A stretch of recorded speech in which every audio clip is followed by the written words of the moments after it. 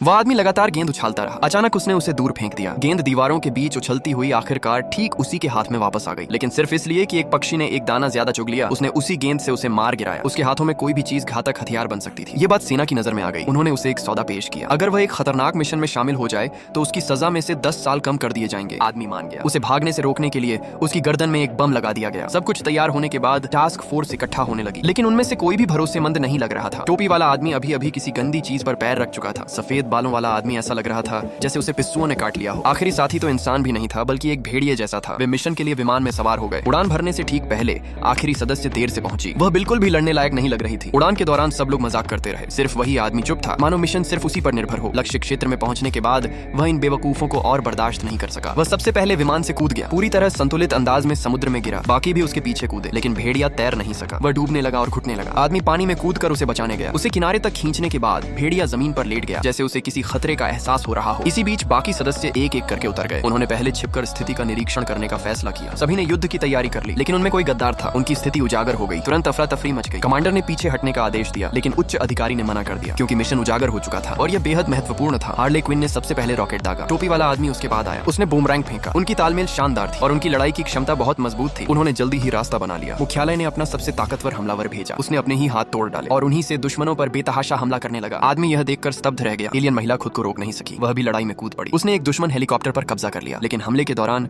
उसने गलती से अपने ही एक साथी को मार दिया। स्थिति तुरंत पलट गई। टीम के सदस्य एक एक करके गिरने लगे। आदमी यह सब देखता रहा। उसके दिल में डर भर गया। वह घबरा गया और समुद्र की ओर भागने लगा। अधिकारी लगातार उसे वापस आने के लिए बुलाता रहा, लेकिन उसने अनसुना कर दिया। आखिर में अधिकारी ने डिवाइस को विस्फोटित कर दिया और इस अराजकता का अंत कर दिया।